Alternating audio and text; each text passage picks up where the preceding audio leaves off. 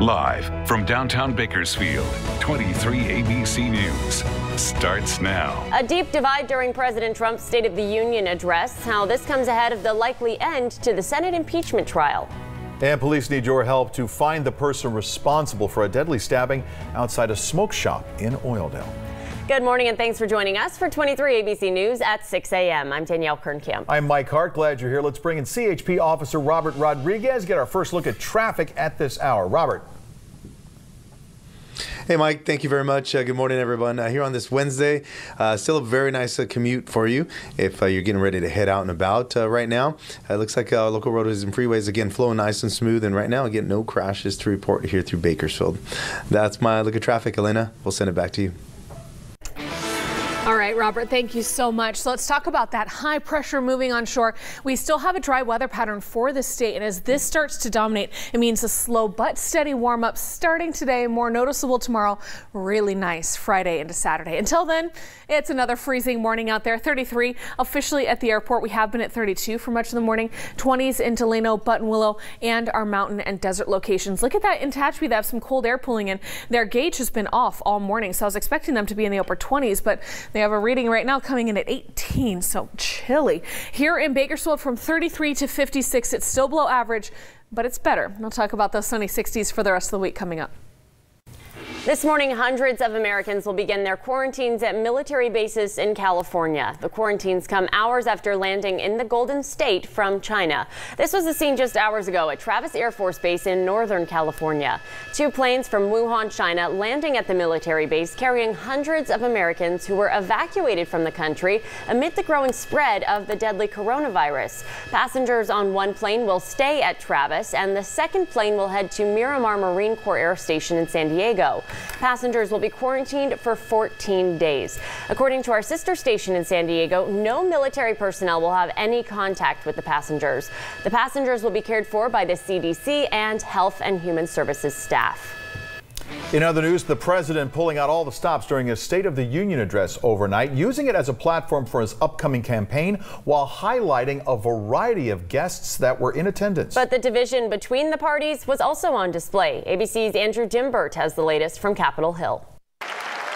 Ahead of his expected acquittal today, and in the very same chamber that impeached him, President Trump delivered his third State of the Union address. The political division between the parties palpable.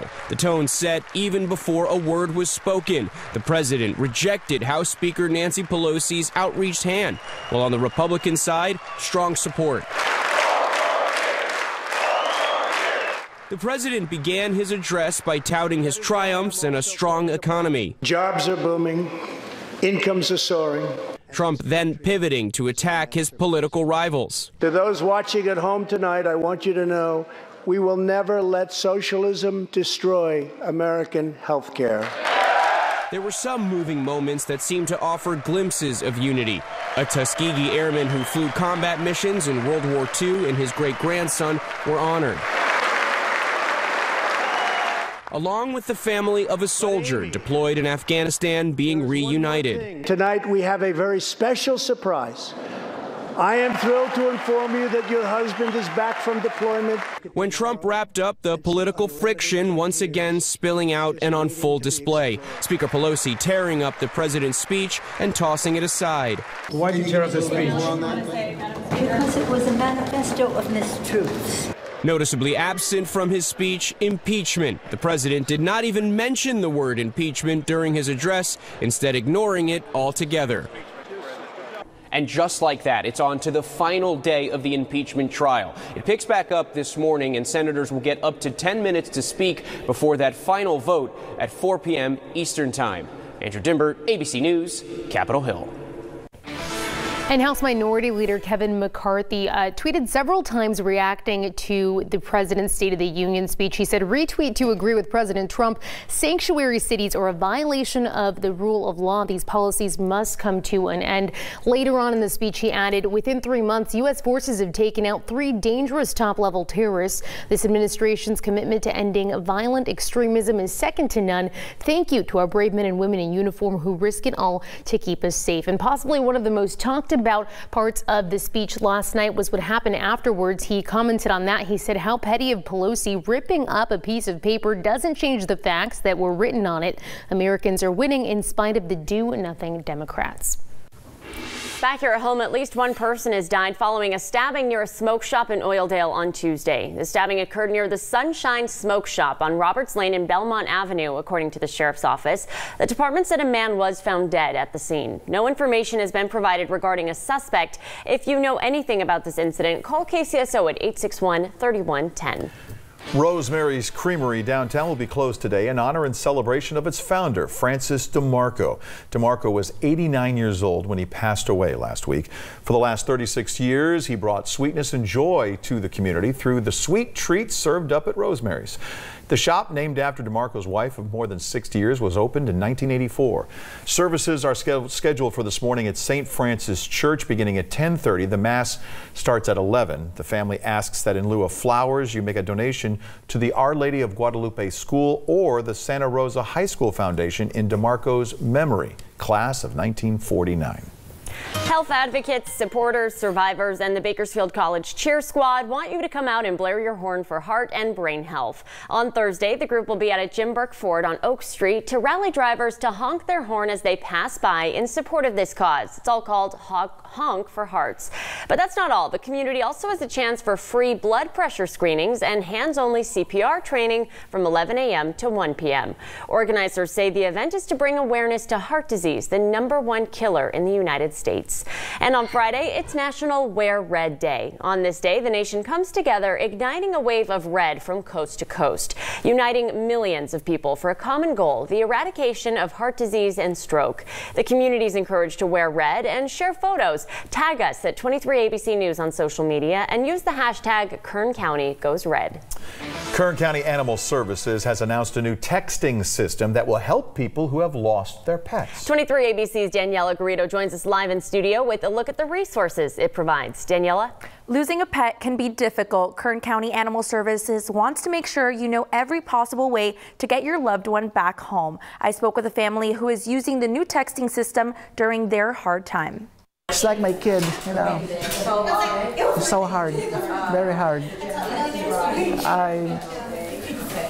Words are not enough to explain what I'm feeling right now. Kilo, a red-nosed pit bull, has been missing from his home since Sunday afternoon in southwest Bakersfield. Miles from where he went missing, his owners were searching the Kern County Animal Shelter Tuesday morning in hopes someone had found him. I'm making some list of animal shelters where I can visit and check. When people lose an animal, they're like family members, and sometimes it's hard to determine what the next steps are. The new text-to-home service allows pet owners to text the word lost to 555-888 for resources during their search.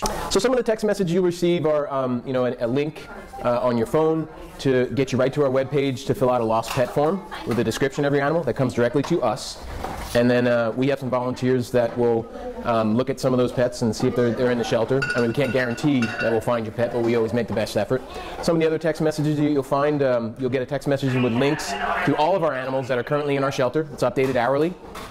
You'll get links to other shelters in the area that have those lost pets on their website, City of Bakersfield and the SPCA. The program is funded by an innovation grant from the Petco Foundation in Sacramento and has minimal costs to the Kern County Animal Services Department. About 5,000 pets were adopted last year. Another probably 1,500 or so that were returned to the field, stray feral cats, and probably another 2,500 that were picked up by rescue organizations in the area. So a lot of animals leaving here not with their former owners, which is it's a problem. And that's what this program is hopefully going to fix.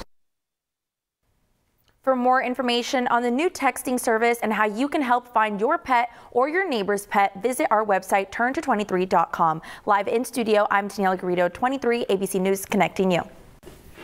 Daniela, thanks. A popular reggae group out of Southern California will be making a pit stop in Bakersfield this week. The group Iraishin kicks off its Heat Seekers Winter Tour. It's kind of appropriate, right? They'll be at the Fox tomorrow night. One of the band members announced in a statement, quote, "We're back. We've had some time to rest up, soak in the sun. Now we're ready to get back on the road." Tickets still available at the box office. The doors open at 6:30. The show starts at 7.